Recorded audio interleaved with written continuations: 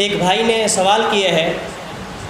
کہ قبروں پہ دال اور چاول ڈالنا کیسا ہے، اس کا شریعت میں کیا حکم ہے؟ تو میں عرض کرتا ہوں کہ قبروں پہ دال چاول ڈالنا، کوئی اور چیز ڈالنا، دیگیں پکانا، چادریں چڑھانا، یہ کسی کے مسلک میں اگر جائز ہو تو ہوگا، ہمیں ان پر کوئی اعتراض نہیں ہے، لیکن ہمارے مسلک میں، مسلک دیوبند کے مطابق ان چیزوں کی کوئی گنجائش نہیں ہے۔ اس لیے کہ دال چاول قبروں پہ ڈالنا یا کوئی اور چیز ڈالنا، آپ قرآن و حدیث کے دلائل کو ایک طرف رکھ دیں، آپ خود سوچیں کہ قبروں پہ دال چاول ڈالنے کا مقصد کیا ہے۔ اگر آپ کا مقصد یہ ہے کہ اللہ کی رضا ہو، اللہ کی خوشنودی ہو، ہمارے مرنے والے عزیز و اقارب کو اس کا ثواب پہنچے، تو میرا سوال یہ ہے کہ اللہ قبروں کے علاوہ اور جگہ موجود نہیں ہے؟ اگر اور جگہ آپ کوئی کام کریں، کوئی ایصال ثواب کریں، کوئی صدقہ خیرات کریں، تو کیا وہاں اللہ تبارک و تعالیٰ نہیں دیکھ رہا؟ ثواب تو اللہ نے دینا ہے۔ جو اللہ قبرستان میں کوئی نیکی کرنے سے ثواب دے سکتا ہے، وہ باہر بھی دے سکتا ہے۔ اسی طرح اگر آپ کا مقصد یہ ہے کہ ہمارے عزیز و اقارب کو جو قبرستان میں ہیں، جن کی قبر ہے، ان کو ثواب پہنچے، تو میرا سوال یہ ہے کہ جب آپ اس کی قبر پہ جا کے دال اور چاول ڈالیں گے، تو کیا دال اور چاول وہ قبر کے اندر چلے جائیں گے؟ قبر کے اندر آپ کے والد کو، آپ کے عزیز کو، آپ کے رشتہ دار کو تو ثواب پہنچے گا، اور ثواب آپ قبر کے اوپر دال چاول ڈالیں تب بھی پہنچے گا، اپنے گھر میں کوئی چیز پکا کے ایصال ثواب کریں، اپنے گھر کی چھت پہ پرندوں کو ڈالیں تب بھی ایصال ثواب پہنچے گا۔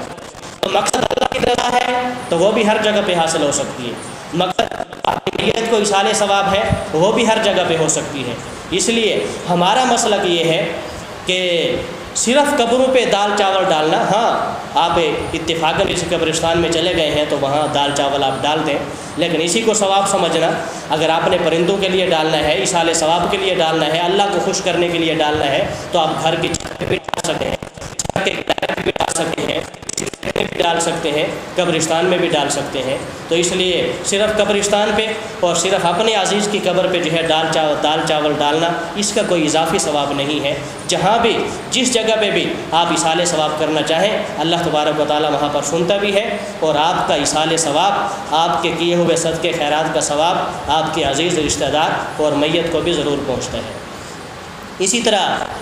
ایک دوسرا سوال ایک صاحب نے کیا ہے وراثت کے بارے میں، کہ ایک آدمی فوت ہو گئے ہیں، اس کی ایک بیوی ہے، 2 بیٹے ہیں اور 3 بیٹیاں ہیں، اور اس کی منقولہ جائیداد مبلغ 40 لاکھ روپے ہے، تو یہ وراثت کیسے تقسیم ہوگی؟ تو میں عرض کرتا ہوں کہ مرنے والے کی جو بیوی ہے، بیوہ ہے، بیوہ کے بارے میں شریعت کا یہ ضابطہ ہے کہ اگر اس کی اولاد نہ ہو تو اس کو ربع یعنی کل مال کا چوتھا حصہ ملتا ہے،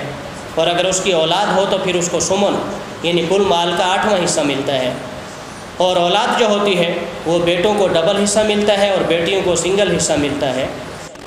سوال میں جو مرنے والے کے مبلغ 40 لاکھ روپے ہیں، تو بیوہ کو 8واں حصہ یعنی 5 لاکھ روپے ملے گا، اور بیٹوں کو ڈبل حصہ یعنی 10 لاکھ روپے فی کس ملے گا، اور 3 بیٹوں کو 5 لاکھ روپے فی کس حصہ ملے گا،